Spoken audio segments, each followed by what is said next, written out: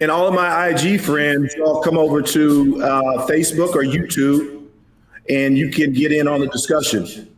I see you there. That's my little Naya. That's my granddaughter. Come on to Facebook or YouTube, Naya.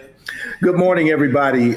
This is Coop, and you are live on Hanging with Dr. Cooper, my podcast. We have a very special Hanging with Dr. Cooper today. We were able to pull my friend, my doctor and cardiologist, Dr. Dave Montgomery. Welcome to the show, Dave. Great to be with you, Coop. As always, good to talk to you. I'm looking forward to the conversation today. Absolutely. So Dr. Montgomery is a top doc, of course, in the city of Atlanta, a heart cardiologist extraordinaire. And as you know, fans, we always want to know about our doctors. This segment is to motivate young people and let you get to know somebody who is a real person and not somebody who's on TV or a billboard behind a white coat. So Dave, tell us about yourself. Where'd you come from, your background, your growing up, and those kinds of things. Yeah, well, you know, I will start by saying I also do a little bit of TV as well. So I'm both of those guys. That's correct. Yeah. You know, where did I come from? Boy, I tell you, my wife asks that question sometimes. Like, where did you come from? But the jury's still out on that piece. But you know, listen, I always tell people that I was that lucky kid from the South Side of Chicago. Who, you know, got to live out his dream and actually make some of my hobbies my life's work. I literally was a young kid at 10, 11, 12 years old saying for the first time that I wanted to be a doctor. And you would find me on occasion, Coop, I know this sounds crazy, in the basement reading books, medical books. Wow. And I always tell the story of I was 12 years old. And one of my best friends, lifelong friends, his mom had just finished an LPN course, and she had an anatomy and physiology book. I was all of 12 years old. She was done with the course. I saw the book. I was already kind of this, you know, crazy kid who liked to look at science and stuff like that. Mm-hmm. I asked her to let me keep it. She was like, okay. Like, I don't know what you're going to do with that, but okay. I would spend literally hours in this book. Now, you could imagine a 12-year-old didn't really extract everything. But whatever I got, I would go try to teach it to my sisters, right? You know. Oh, wow. Okay. You know, like, okay, Gloria, guess what I just learned? You know, saying stuff like truncus arteriosus, you know, which is a vestige of development. But anyway, I was saying stuff like that since 12, believe it or not. And it just manifested over the years. I had some other sort of defining moments in my educational career. And here I am really trying to understand why heart disease kill so many people, Coop, but we know what causes it, and we know how to stop it. Remember, about 85%, depending on who you read, 85% of cardiovascular disece is preventable. Say that again, my brother. Say that again. Yeah, so, you know, about 85% of cardiovascular disease, the number one killer, not just in the country, but the globe, is preventable. It's preventable. So now we got a conundrum, don't we? And so you say, well, you know, why are you doing a lot of media? I've been doing media since 2007. I was a first year fellow, and I said to myself, this doesn't make sense. It doesn't make sense that we have the number one killer by far still today. And we know what causes. It's not like some cancers. We don't know what causes some cancers. There's still people spending their entire careers trying to figure out what causes cancer. We know what causes most of the heart disease, and we know how to prevent it, but we still are seeing these numbers. Well, you must have a problem. Here's the problem. The problem is a PR problem. We have a marketing and public relations problem. The information that our medical students are getting at first and second years before they take that first step, right? This is the information that saves people's lives, but people don't have it. And I'm talking about educated people. I'm not talking about breaks in socioeconomic class and education. I'm talking about super educated, well-learned people don't understand the spectrum. Yeah, there you go. Expands the spectrum. Yeah, absolutely. Yeah. Let me ask you this. You talk, and I'm going to say hello. I give my shout outs, Eric Boyd, number one today. My brother Pam Cooper Brown, right here And locally, Olathe, Kansas, Sharon, always a good friend and chimes in. And then Jimmy Durham, Uncle Jimmy, I call him. Mel, I see you. So when we talk about prevention, or let's talk about the etiology, okay? Yeah. Let's talk about, where does heart disease begin? Yeah. So that's a two-part answer, I think, right? We put them in categories. One of them is still today something that we are challenged with, but now we have some answers. And that is, you simply are born with genes that predispose you to different conditions. Family One history. of the biggest ones, especially in the African American community, is hypertension. Now, there's a lot of research as to why African Americans or people of African descent, South Asian descent, have higher blood pressure than other people in general. And that might be a vestige of evolutionary survival, right? You may have had to develop an ability to hold on to salt and water in the, Saharan regions where there wasn't a lot of water. Well, that same gene that was really beneficial back then might still be manifesting in your body, genes, right? Gene or genes, and more than one, and causing you to have high blood pressure. Well, here's the thing. Well, we have answers to high blood pressure. We know how to get blood pressure down. Coop, you know how to get blood pressure down. Sure. Every physician worth their salt knows how to get blood pressure down. But it still remains one of the major risk factors for heart disease, stroke, and heart failure in not just the African American community, but the community at large. Yeah. So you've got genes, but then, that is a smaller piece. Then you've got the larger piece, which is simply a choice. When I boil it down to my patients, and I say, if you don't have a gene for hypertension and you have hypertension, to shoot straight from the hip, it's your choice. You have decided to have hypertension. What are those decisions that people make? It's the things that they fuel their bodies with. Our bodies are machines. They're just wonderfully developed machines, or created machines. What you fuel your body with and what you do with your body. Our bodies are designed to be fueled with certain fuels. Our bodies are designed to do certain things. If you don't use your body the way it was designed, your blood pressure is going up. If you fuel your body with things it should not have, one of the things that can happen is your blood pressure is going up. And guess what? You can't always feel your blood pressure. So one of the other things is, if you don't check, you don't know. If you don't check, you don't know. So it brings it back to us. The choice of what you eat, if you exercise or not. Everybody knows what I'm talking about when I say what you do with your body, whether you exercise or not, and what kind of exercise you do. Right. And then if you have hired a physician to tell you if your blood pressure is okay. Those are the big things that I think, if we just superimpose that on blood pressure, on cholesterol, on blood sugar, the big three, and then the choices of smoking, no matter what it is. Now here, let's make a distinction. It does not matter what you smoke. Where the smoke is coming from. I don't care where it's coming from. If it's coming. I'm sure my marijuana smokers out there saying, "What the hell?" Right? Yeah, because there is this long-held belief that marijuana smoke is risk-free. Right? We know that's not true. Yeah, no, it's not. Not only is it not risk-free, you're seeing people in the OR who, oh my God, this is a consequence, especially in younger people, of smoking marijuana, of tobacco, and they think that it's, there's nothing to it. And then, of course, the golf crowd, the 19th hole crowd that wants to hit the big stogie. I've been one of them. Talk about a little bit about cigars and their risk for heart disease. Yeah. So here's the conclusion of the data from tobacco smoke. And I apologize to the people who have spent their lives researching this, because I'm about to distill it down, okay? All the way down. Here's the bottom line. My brother. Nobody can tell you how many cigars you can smoke, how many cigarettes you can smoke before you start getting risks. You know why? One is a risk. The minute you take in the substances from any kind of tobacco, whether you chew it, smoke it, I don't know what else you can do with it, but whatever you do with it, okay, whatever else you can do with it, it actually portends risk for you. Why? Well, here's what Coop and I know very well, everybody. The inside lining of blood vessels is this really important layer. It can be for you, But man, if you don't treat it right, it can be against you. It's called the endothelium.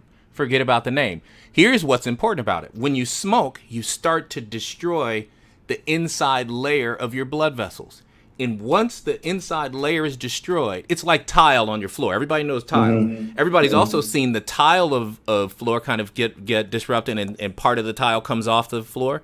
And underneath the tile, all of this stuff, mold, mildew, this, that, right? Yeah. Same process. The tile of your blood vessel comes up because you're smoking, your blood pressure, your sugar, all that stuff. And then all the crud gets under. What's the crud? Plaque and other stuff. And then you're in trouble. So every time you smoke, you're putting a deposit into the savings bank of endothelial dysfunction. That's the badness. That's where all the heart disease comes from. So don't do it. Got it. All right. So let's talk a little bit about a diet. What are we eating? We see a lot now about keto and, sucking down fat. I am certainly not a sugar buff at all. I really think sugar, in the early 80s, when we sort of switched away from the cholesterol and all this fat in the food, and then what did manufacturers do? We went from the handful of potato chips to the big bag of super size. Took out the fat and added sugar. Talk about that a little bit. Yeah, so, in terms of diet, again, distilling it down, one size does not fit all. And depending on what your goals are, things might work. What I tell people to do is just go hire somebody who knows what they're talking about to help you navigate this. Because certain things that have worked for your cousin, your friend who's really smart, they're great, it's working for them, they lost 20 pounds. If you do it, it can put you in the hospital. Let me give you an example of a very young, healthy male who's 42 years old, who was thin, fit, doing cardio, running, all this stuff. He decided he wanted to get more energy, so he did a keto diet. Now, he's done one of what I think is kind of this bastardized keto diet, right? The keto diet, by the way, initially was developed a long time ago for children who had epilepsy. Yes, so what they were trying to do is take away some of that sugar and put fat in so they had nutrients, so they could develop, but they didn't have this thing that triggered off their epilepsy. With that being said, now the keto diet has turned into this monster. So what he was doing was doing what they call bulletproof coffee. Apologies to the bulletproof coffee people, but what it is a large stick of butter in espresso, and you drink that back. Well, and then the rest of his diet, high fat. He came into me. His LDL cholesterol, now, and we'll talk about this later if you want, Coop, but just the LDL, not the total, just the LDL was 298. It should be 100 or less. Correct. Okay, I said, listen, you don't have heart disease right now, but if you keep going, you don't have to be a doctor or scientist at all to know that 298 on just one of the factors in the total of cholesterol is that's bad news. He changed his diet and went back down to where he was. The guy is healthy. For him, he would have been a ticking time bomb in about 5 to 10 years, right? Because you erode the endothelium when your sugar's high, when your cholesterol's high, when your blood pressure's high, when you smoke. Okay, got it. So what I tell people is, what are your goals, number one, and then what is your profile? Does the diet that I'm about to adopt in any way harm me? First, do no harm. Coop and I, our oath in medical school was, hey, I'm going to first do no harm. Right. So does it harm me? Question number one. Number two, is it going to be effective? And if it's both of those, it's a high bar. But if it meets both of those, let's go and see if it works. So the keto diet can work for a small group of people without, risk factors and without something to, but so could, I could fashion a diet for you that does have carbs. Remember, it's not the carbs that's the problem, right? If you look throughout nature, there's all kinds of animals that's mainly what they eat. You look at a horse. A horse just eats carbs all day long, but you could be as healthy as a horse if you do what else the horse does, right? So anyway, it's not the carbs, it's what we do to the carbs before we eat it and how many carbs we eat. And then we go sit down, right? Got it. Go sit and relax. So Got it. Go get somebody to help you out with that. Got it. All right. Just update, guys. We are hanging with Dr. Cooper, my podcast. We have a special edition today for our Valentine's crowd. Dr. Dave Montgomery, who's my friend, and my doctor and cardiologist, media personality. So we're going to get to his show and all of that so you all can tag up with him later on and some of the things he's doing. I need to give my shout outs. Rory Conway, my cousin, calling from Brooklyn, New York. We talked about that high blood pressure and the family history. My mother-in-law, Bessie Webb, is here. Jay Edwards, D. Banks, Dave Mitchell, Gina, I see you guys. Thank you so much for tuning in. I'm talking to my guest, Dr. Dave Montgomery, cardiologist in Atlanta, and we are talking about heart disease. So earlier, Dave, you mentioned cholesterol. Yeah. Talk a little bit. Let's break that down a little bit. We used to always think, well, my total cholesterol, 200, 300, whatever it is. The doctor wanted to work with me to get it down. But you just talked about that LDL and the importance of really understanding the breakdown of your cholesterol and what your profile really looks like. Go into that for us a little bit. Yeah, I tell all my patients who want to be smarter about this thing that cholesterol is made up of three main components, although there are a few more. The three main components are the good, the bad, and the triglycerides. The good, the bad, the triglycerides. The good cholesterol, Coop and I call the HDL, happy, good, HDL. The bad cholesterol we call the LDL, lousy LDL. And then the triglycerides are really these fat particles. Essentially, just think about fat. And what I tell people is the total is, as the name implies, a sum of the good and the bad and a fraction of the triglycerides. So literally, your total can be high if your good is high. Your total can be high if your good is high. So don't just look at the total because you can be thrown off and be kind of, taken down this road of, medications and all this stuff, when in fact, your bad cholesterol looks good and your triglycerides look good. So those are the three most important components of cholesterol. Yeah. Now, so let's talk a little bit about the fellas on here that look like you and me. Yeah. African-American males.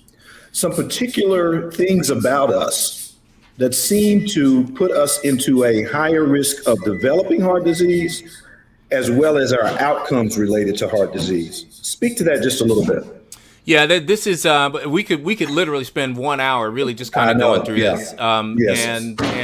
And I think that the few components that I want to point out is that more than just being African American, it's the choices that African Americans make that is why we have worse outcomes. I want to really make that clear, because if we're not careful, what ends up happening is we end up equating your genes that make you, black to disease, and that's not true. And the reason is because there are plenty of African Americans that don't have that, right? Yeah. You might have a gene, but you're doing fine. You live to 80, 90 years old. So it's really the choices. Here's what comes in, and we cannot ignore the fact that a group that has been, sort of disenfranchised and been experimented on and mistreated, not just back when, right? Everybody kind of talks about Tuskegee. It's an important lesson for us. It was a travesty of the stewardship of the government and of the medical science community. But we're talking about why we, still today, that somebody today in an ER coop is getting a disparate recommendation for a common condition because of the way they look right now, right? And so some of those things mount up distrust. And why wouldn't they? Why would I trust you when just yesterday, somebody who looks just like me, instead of getting the gold standard medicine, you give them something else and send them off because of whatever it is. Now, guess what? It's not necessarily happening on purpose, but it's happening, and that's the key. And so I get why very many of us, not just males, but certainly males, say, I'm not down for that. I'm not here for that. And when I go in there, I can't know for sure that you have my best interest at heart. Okay. I want to say two things about that. One, earlier, I think we have, and I'm going to say this and I may get some backlash, and that's okay. But I think we have to get away sometimes from the victim kind of mentality. Yes. The woe is me. Yes. Now, what I mean by that, a few years ago, I had the opportunity to stand in the pulpit at my church and deliver the Heart Month thing. And the title of my talk was Disposition, Not Destiny. Yeah. And here's what I mean by that. How many folks have come into your office? Well, mama was obese. Yeah. Mama had diabetes. Yeah. Mama had high blood pressure. So I guess that's I know I'm me. gonna get No, it. Yeah. do not accept that as your destiny. That is your current disposition, but this is not your destiny. That's right. I also want to say something, and I want to give a shout out to a good friend of mine. I really keyed in on this and on a text stream with a bunch of fellas, my friend Ralph Dickerson III. And he said on that text stream, in the context of all of this health-related COVID stuff and political stuff that's going on, he said, you know what? And there's a lot of doctors on this text stream. You know, we need to get away from the fact that this is about distrust and miseducation and all of that. The healthcare system has a problem.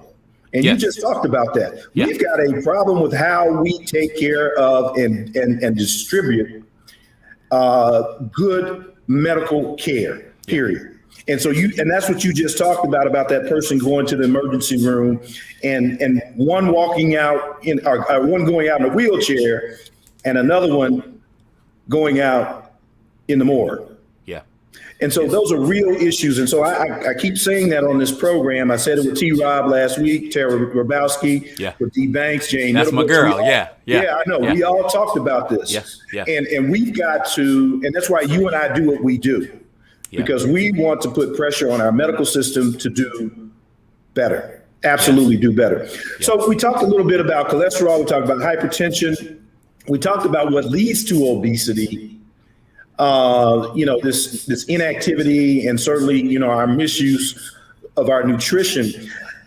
How do you approach, Dr. Montgomery, somebody who walks into your office very first time, like me, fat, hypertension, cholesterol messed up, and I'm just using myself as an example, and say, Doc, I don't want to die of a heart attack like my sister and brother did.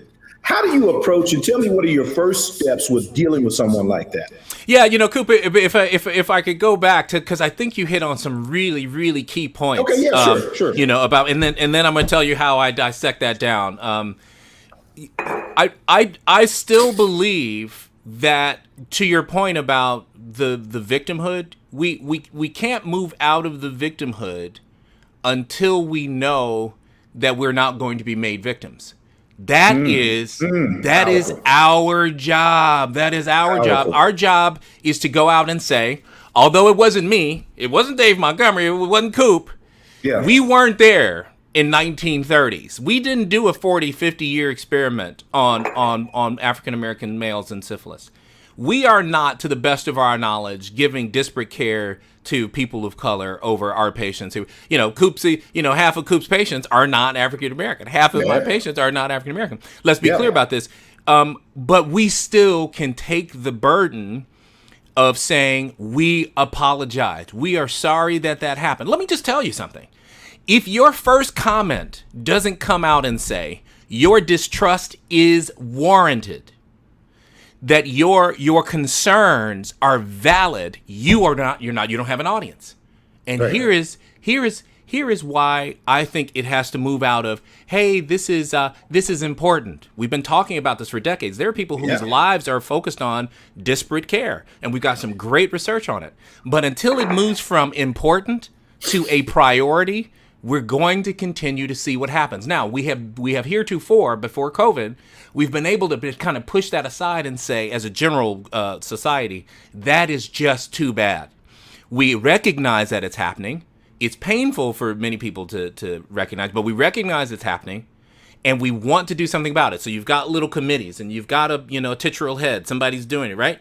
But until it becomes a priority, you won't get through to this. Now, here's why it's important for everybody. This is why we are all in this together. Okay? The COVID-19 crisis and our way out has, in my mind, to do strictly with vaccinating as many people as possible. And we can talk about vaccines later. Until you are getting to the hearts and minds of that whole group of millions of Americans, not just people of color, who don't trust you because of what you did to their cousin, what you did to them Tuskegee or yesterday. That's true. Yes. Until you solve that problem, we are going to have our lives restricted. Your kids are going to be taking school from home. People are going to be dying. We're going to hit 1 million deaths. That's my prediction. What I said on national TV every week I get on, Coop, HLN, I tell Robin and everybody who's listening, until we address the fact that there are many people who still don't trust this thing because they are burdened with the misinformation and the mistrust that is warranted, until there is a full medical science community onslaught campaign that says, we acknowledge that happened, that was terrible, here's how we're not going to let that happen again. Apologize. It can't just be Bill Clinton. It's got to be everybody today saying we're sorry for it. And not only that, when you come in, I'm going to prove to you that I don't have there's no secondary gain for me. We don't get paid for prescribing medicine anymore, Coop. Remember that back in the day before we started? That's very true. Man, you write a prescription, you get a little bit of kickback, right? Get a little bit of something on the table. No, you go to jail for that now. That's a federal offense. That's exactly right. You put in a stent, you can't do that anymore, right? Yeah, you put a couple little extra, ties in there. No, you can't put a valve in there. It doesn't need to be in there, okay? You can't be putting the whole tube in, Dacron and all. Stop telling on us, man. Yeah. Well, but that's what it was. That's what it was. And so exactly right. And what I think the public gets to hear is us saying we were awful with that before. We were awful with women in heart disease before. Hey, It's a man's disease. 250,000 women dying a year from a disease that we know how to prevent. And saying we apologize for that as a group of people, not placing the blame. And then we can get people to say, you know what? They actually don't have a reason to do an experiment on me. Right. Like, what good would it do for the government to have the economy look like it looks? There is no good reason for that. Right. So until we get this PR marketing problem, there are people whose job is to solve problems like this. We haven't hired them to do it. Now, I want to apologize to all the people who are doing it because there are a lot of them. I'm telling you, it's not enough. So then when you get to that point, the people who are not African American, who are not people of color, who look on and say, oh my God, if they do that to them, what will they do to me if pushed to the brink? That's your other people that are not of color who are saying, I'm not taking this vaccine because you're going to do an experiment. Yeah. Okay. So this is not a color thing. This is a distrust thing. We have a PR problem. So that I think, but I do believe, to your point before, the victimhood is keeping us from our own good. In fact, the choices that we make, remember I said eating and exercise and hiring a doctor, but also not just deciding not to do what a doctor who is only intention is to make you better, not doing what they ask you to do or not having a conversation about it. That's a choice too. And we're choosing to die more. And that's not a savory statement for African Americans. But it's real. Our choices, our decisions are making us die more today, not disparate care. Our choices. So that's my point on that. Got it. Now, so we were, talking about your approach. Yeah. To someone who walks into your office for the very first time. Yeah. It's got all these problems. I do want to say one thing. And let me just do a little update here. You're hanging with Dr. Cooper, my guest, Dr. Dave Montgomery, my friend, cardiologist, media personality. You can catch him on HLN. That's Headline News with Robin Meade. And so we're talking about heart disease now. We're getting ready to get into your partner, your health partner, meaning your doctor. That's what you really need, is a health partner. That's exactly. And if you can't find a health partner, call me or Dave. We'll get you somebody who's going to help take care of you. We got plenty of them out there. We got Mark Harrigan. We got Kyra Harvey. We just know them. They're all over Atlanta. They're all over the country, and we're going to start bringing them in from all over the country as well. So every major city, little small town is going to know who their health partner could be and find doctors who are going to do what you just said, which is be a partner for you. Say, hey, look, I'm sorry. I'm not that person. I'm here to help you get through this. If you trust me, I'm going to trust you, however, also to do the things to hold up your end of the bargain. There you go. We're going to have a compact. We're going to have a compact. Yeah. So that you and I both understand where we're going with this. So tell us your approach, Dr. Montgomery, to a high-risk, multiple comorbidity type patient. Yeah, I always tell people I come from the heart, but I shoot from the hip. Coming from the heart, shooting from the hip. We don't have time, as I told you before, to play around with risk factors for heart disease. Time is of the essence. So if I see somebody with a lot of risk factors, I do spend a lot of time with them. They may have only wanted to spend one consultation with me, but oh, no, sir. We've got to spend a lot of time. And I approach the thing that is the most burdensome, the most dangerous for them. So, for example, hypertension ends up being the commonest one. Where people come in with really toxic blood pressures that they don't feel, but can put them in the ER. Blood pressures that don't give them a symptom right now, but can make that arm stop moving, the face start drooping, and the eyeballs stop moving properly. Stroke. And so I approach that with no apology, with medication. Now, I am not the guy who just sees you and wants to write a medicine. Remember, if I write a medicine or not, there's no secondary gain for me writing a medicine. I'm not in bed with the medicine, but nor is my pay or my compensation based on medicine. So if I'm going to prescribe a medicine to you, you better know it's for your best good. I make that clear. I make that clear at the beginning. That's all I'm trying to do. I work for you. I'm your advisor. Here's what I'm advising. I'm advising that you take this medicine so we can get your blood pressure down. Because I told you before, Coop, I know how to get blood pressure down. Not because I'm like Dave Montgomery, he's the greatest. It's because I pay attention to the person's physiology, and I have the same armamentarium to fight blood pressure that every other doctor has. We find the ones that work for you if you will take it. Now, here's the problem. Many people, you say medicine, and they repel backward, right? Again, a PR problem. That's our fault because we have people thinking that medicine is evil. And I go about that patient, letting them know what my philosophy is out the gate. It's important. So here's the piece.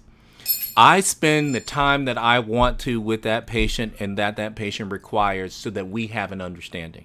Because I don't want to spend time, yours or mine, 30 minutes, 40 minutes, an hour, when in fact you're going to leave and be like, okay, doc, yeah, I'll take that. Yeah, right. And you come back and your heart is still getting pounded by this high blood pressure and you're going to end up in the hospital.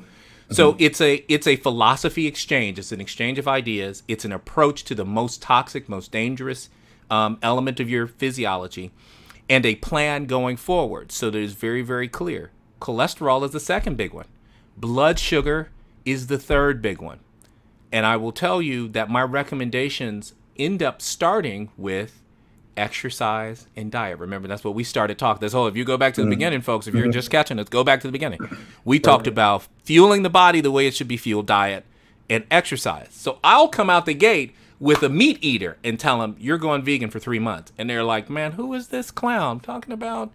And every person, to the man or woman, when we get done with a vegan diet, the proper vegan diet, by the way, is so happy that they did it. Less medications necessary. They start losing weight, all of these other things. Digestive tract is better. Their concentration and focus is better. They perform better. And I don't have to prescribe 3 medicines. I can prescribe 1 for now, right? So that's my focus for everybody. It is not medicine in place of. It is medicine as an adjunct to. Medicine is a tool. Exercise and diet saved your life. Got it. Update, guys. This is Hanging with Dr. Cooper. You are listening to Dr. Dave Montgomery, my friend, my doctor, my cardiologist, media personality. I got to give some shout outs to Ralph Dickerson. Thank you for joining my brother, Faye McIntosh, my Aunt Faye, my boy, the chairman of the Missouri Commission, Ernest Lamont Greer, attorney extraordinaire. I see you, Carmen Wallace. So I got one comment about the vegan, but I love meat. Yes. Yeah. Yeah. That's one of the comments here, Dr. Dave. I love meat. And so do a whole lot of Americans. And it is this big, it's like somebody just rattled your whole cage when I walk in the door talking about no more meat, not just for the week, not the weekend. 3 months. That's typically, if somebody's in trouble, that's typically where I start. And it's not because I'm trying to be mean. It's not because I'm trying to whatever. And as a matter of fact, I have done it myself. I know what it does personally as a human being. Doctors are human, by the way. But I also know what it does to people's physiology. And I know the change it exacts. So we course through it. Sometimes we have to use the so-called Kaizen method, this concept of small changes that bring about these overwhelmingly large shifts over time. And sometimes I start with breakfast because, breakfast is a big one. And I tell people, I use a metaphor. I said, we're going to get your breakfast out of the barn and into the harvest. Okay, out of the barn where all the chickens and the cows and the pigs and all that stuff. You get your breakfast out of the barn and into the harvest. That just changes the sort of the focus, right? Word pictures, right? Dave, they're beating you up on Facebook. They love meat. I love it. They're coming. Everybody say, I love meat. Yes. Dr. Dave, help me. I love meat. Listen. And I'm in here like I'm in here like Neo. I'm in here like Neo, like stopping all the bullets. I'm like, my God. Because one of my nurse friends, Teresa Reynolds, I love meat. My boy Ernest Greer, Jen Chin. I want some meat, man. Yeah. And it's one of the things that we do find a lot of joy and stuff around. But let me just tell you that it's not. Let me be clear about why I recommend it. And not all the time am I vegan. I do it every year, 2 months a year. I happen to do some more this year with a friend of mine who's also a patient.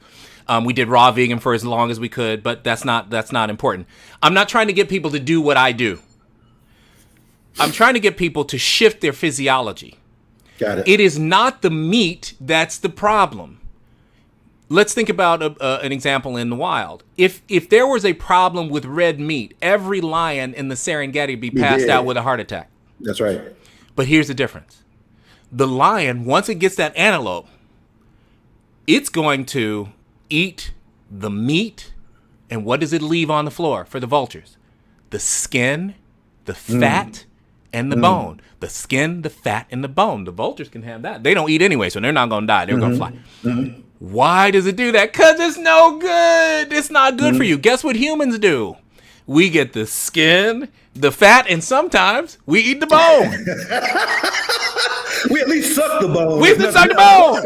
Oh, it's the bone marrow. Oh, there's some curative properties in the bone marrow. Listen, that bone marrow is broken down to elemental substances before it gets to your body. Forget about that.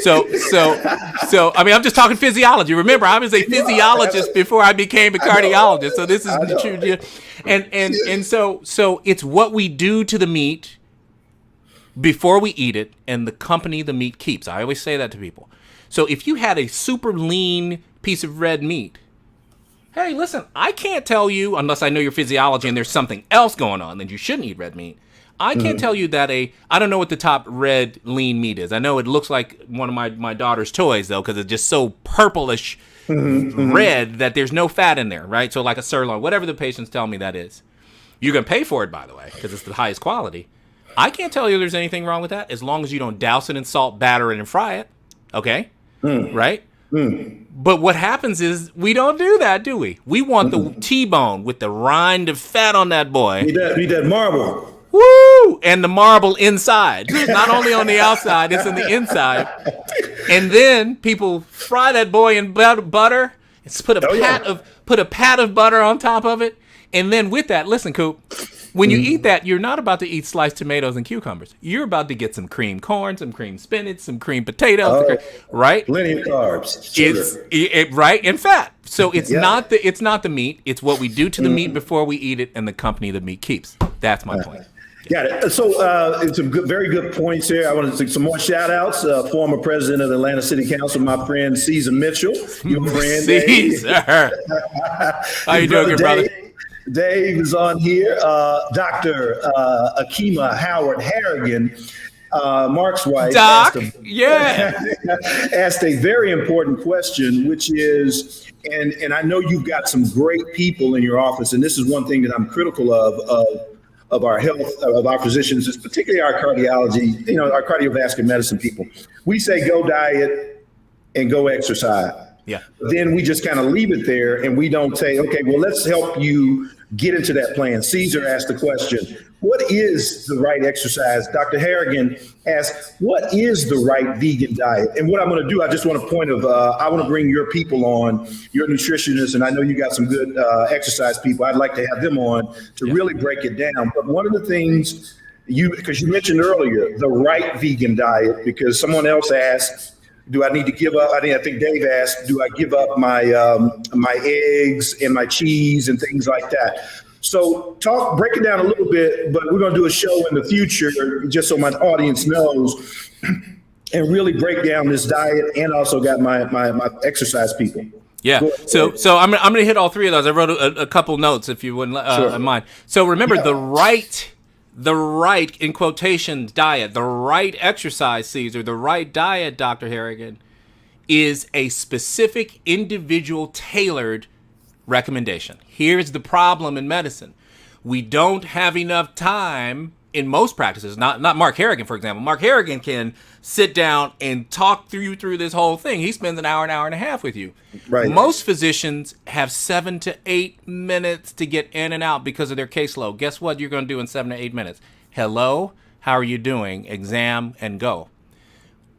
Unless you sit with somebody who you trust, you hire a nutritionist or a physician who knows this stuff and looks at your physiology, what's going on in your body, and makes specific, tailored, it's a strategy. So I have whiteboards in my, Coop knows it. I have whiteboards, little whiteboards in my office, not because I don't have anything better to do and it's decorations. It's literally the strategy board. Mm-hmm. So I spend time, here is what we're going after. Point number 1. Here's our objective number 1. Here's our strategy for it. These are the tactics that you're going to use. In other words, you should be thinking to yourself, what are my goals? You go in with your goals. You let your doctor refine those goals. They become objectives. And you sit and you develop a strategy for you. Your strategy, Caesar, for example, is going to be different than mine. It's going to be different from Coop. It's going to be different from Dr. Harrigan.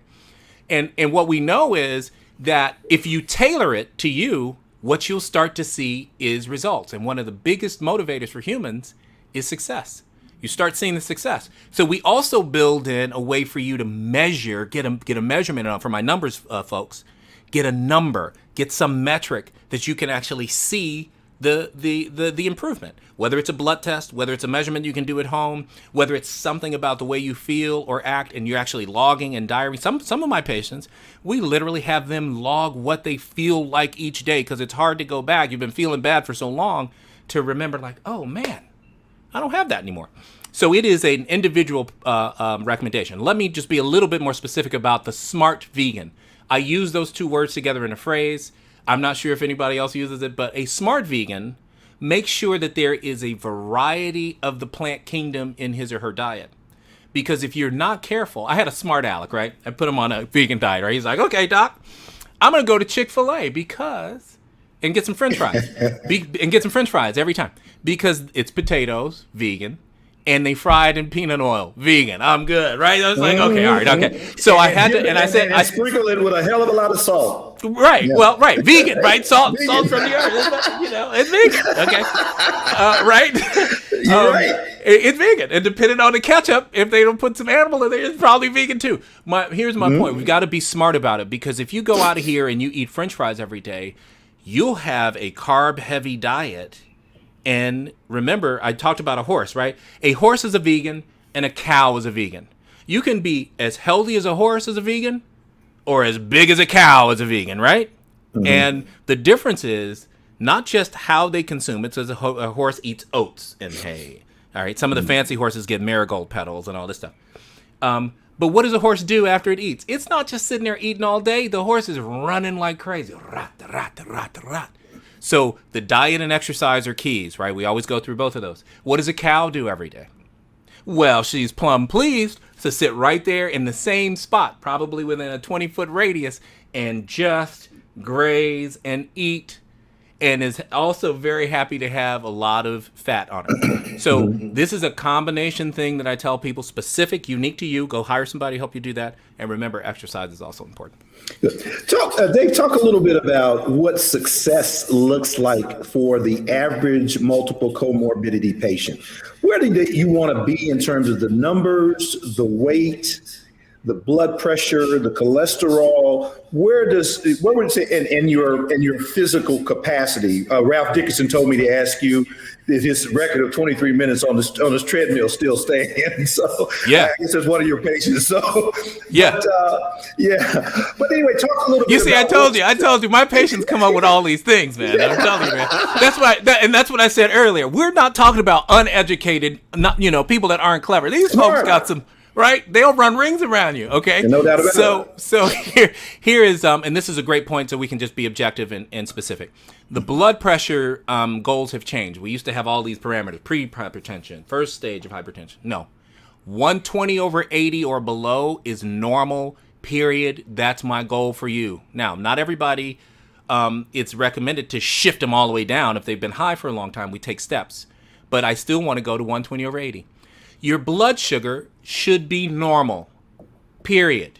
We are going for, and we have advances in medicines to get you there, but we also know that if you will undo some of the damage that you've done to your body by making those choices over time, if you undo it, you can reverse type 2 diabetes. Anybody with type 2 diabetes, if you have not heard this before, you don't have to have type 2 diabetes. It can be reversed. Okay? Yes. And the reason why we don't do it is because we have a PR problem, right? We have a marketing problem. We think that people aren't going to do what it takes, so we don't give them the benefit of the doubt. Well, that's our fault. That's not their fault. Mm-hmm. So we don't tell them it's reversible. And it ends up being, okay, so your blood sugar, if I take your blood sugar just quickly, your blood sugar should be roughly 100, okay? Mm-hmm. If I take your A1C, many people have heard about this hemoglobin A1C. It's just a measure of how well you've been doing with your blood sugar over the course of 3 months. Type 2 diabetics, we want them to try to first reach a goal now of 6.5, and my goal for them ultimately is 5.7, which is normal. And I don't stop until we keep going, until we get there. Things like cholesterol. I want to focus on the two components that are, I think, the biggest cause of problems. The mainstay, we think, the drivers of heart disease. LDL, the bad cholesterol. I want your LDL to be 100. Unless you have heart disease, then I want it to be 70. I want your HDL, I'm going to do all three. I want your HDL to be above 50 for everybody. I know there's this bar where we do men 40, women 50. Yeah, right. Let's make it across the board. If I get your HDL to 50, man, you are doing some good for yourself if you're a male, and you certainly are doing good for yourself as a female. Women have better HDL. Listen, just across the board, women are better than men in terms of a lot of things. Yeah, that's correct. That's not platitudes, ladies. That's real. That's real. Mm-hmm. He's looking inside to people's bodies. He sees it. He's like, well, okay, this woman's better than him too, right? So, and heretofore we haven't been courageous and confident enough to say that, but it's true. Right. So women just do better. With that being said, there's some women with low HDLs, and then your triglycerides should be below 150.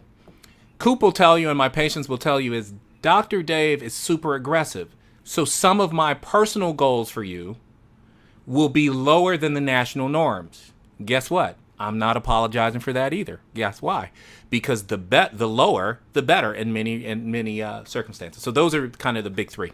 That's great. And my cousin Joe Cooper, Joe just plugged in and mentioned something that I think is apropos, particularly this weekend, because Wednesday is Ash Wednesday, and that starts our Lenten season for those of you of the Christian faith. Perfect. Great time to get going on something like a vegan diet, cut out the alcohol, cut out the smoking, and whatever else. This is a good time.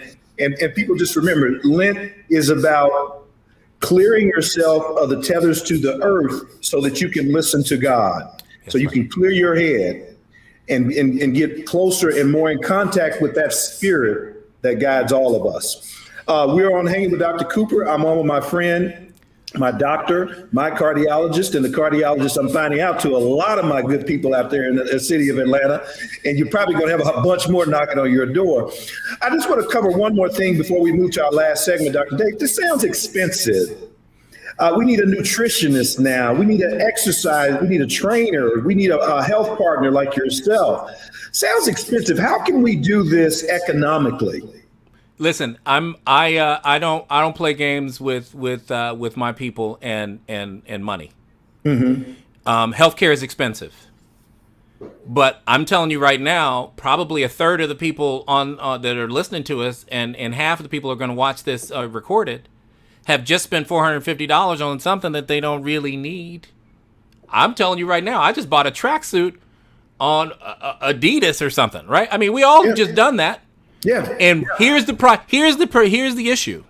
It is what you have called a priority. You get over here and you'll go spend, all this, I mean, talk about bags. Listen, ladies, man, if don't get me started, because I got a wife whose birthday's coming up, so I better just back off a little bit. But my point is, keep it real, bro. It is a decision. Remember what we said. It's the decision that we make that is our biggest problem in our communities. The decisions, not just diet, exercise, what we decide to let into our psyche, our emotions, what we decide to do with our money. Now, if having a stroke, heart attack, or heart failure is not worth $500 or whatever it is, I don't know what it is, to go get checked and make sure you don't have it, then I don't know what to say. Right? There are very many of us who we are relying on the healthcare landscape to make us healthy. That is not true. The healthcare landscape is a vehicle. The health insurance is a tool. If you don't turn the screwdriver don't work. Excuse my colloquialism. That's correct. Okay? That's correct. If you don't put the screwdriver into the screw, or if it's the wrong screwdriver, Phillips flathead, let me get started. But my point is, decide what the priority is. And here's what happens too often, Coop. People wait until the disaster occurs. We wait until the catastrophe besets us before we say that was important. And here's the problem with this. We don't go back and say what's happened to me now was because of what I did in the past. So even though the lesson gets learned, we don't go back and say I did that to myself. Some people do, but we don't say if I had just spent that $100 on a calcium score. Right, a plaque score. Everybody knows that my patients know. I get people to do a plaque score. It's not a general recommendation yet, but guess what? I told you I'm more aggressive. $100? Are you kidding? I just spent $100 on a track pants. Yeah. Okay. It's amazing the power of brands. Yeah. I'm wearing a pair of Warby Parker glasses, $150. Yeah. And then you'll see people who have on a pair of Versace and Gucci. And what they don't know is only one company makes all of them. Luxottica. Yes. Yeah. And Luxottica is laughing at us because I pay $150 and somebody else out there is wearing a pair of Versace polos for $450. Yeah. So it's all about that brand. And I saw one of the greatest sermons. I want to get off topic here, and I got to pull that up. This preacher was talking about all the names behind these brands. And have we just thought about that about ourselves? And said, this is my brand, this is my body. I'm gonna that preaches. I'm gonna prioritize me. I'm gonna take care of me. This whole idea that healthcare is expensive, get out of here, man. I don't want to hear that. Preach, Dave. Preach, man. Listen, Rev. Listen. That preaches on Sunday. Oh, ain't no and Thursday, and at the revival, that right there, what you just said. By the way, don't take those specs off, man. Those things are nice, baby. Woo! $150. Those are nice, man. To put those back on so folks can say, look at that, man. These are my blue light glasses. Man, come on, man. Those are sweet. Okay, but your point about there is no better brand than your own brand. I'm not talking about social media. Boom. I'm not talking. Come on, man, you are worth it. All of these things that we've been hearing that might sound trite to us, there is nobody more worth branding and focusing on a brand than you, and you are your brand. You are the message, and when you show up and you're not feeling good, you're not performing good because you didn't treat yourself well, the decisions that you make about your exercise, your diet, what you let into your space, into your psyche, and the decisions you make about your health, man, that is where you focus your brand strategy, to keep on with the metaphor. Boom. Focus right there. I love it. Yep. I love it. Your brand, man. And I told a patient that one day. I said, how's your brand? Came in there, like you said, Adidas, beautiful track suit on or something suit. I was like, man, how's your brand today? Yeah. Oh, man, this is so-and-so, so-and-so. And I said, no, how is your brand? Your brand. Because if you listen, where did the tithes and offerings go, man? Let me fill out my. Let me fill out my check right now. And you got Coop. I tell people all the time, what I'm selling, you do not want to buy. Yeah. You don't want to buy this. That's because right. I'm gonna cut you and I'm gonna cut you deep. Okay. Yeah. Hey, we're moving into the last. So, Dr. Dave, this last part is fun. We know why you are top doc. Tell us how we connect with you, how our people can. We'll make sure that Tashana is on here. She will blast this out everywhere. How can people stay connected with you on social media, on TV, radio? Also, if they want to see you as a patient, boom, hit it, man. Yeah, no, I focus on the individual, and as I told people, I come from the heart, but I'm shooting from the hip. That's my brand promise to you, and then we're going to get top-notch care, and it doesn't always mean that I got to write something out on a prescription pad for you. I'm going to invest in you. You invest in yourself. Here's how I want you to reach out to me. My office is very easy to find. 2 ways. You can call us. 470-735-5045. You can find us on the web right now at preventatl.com. Pre is first. It's like defense. You don't go at the game and say defense. It's preventatl.com. You go to the website. That's Dr. Dave as the cardiologist and the preventionist kind of taking care of you in the office. You can find me on social media at The Good Dr. Dave, The Good Dr. Dave, and thegooddrdave.com.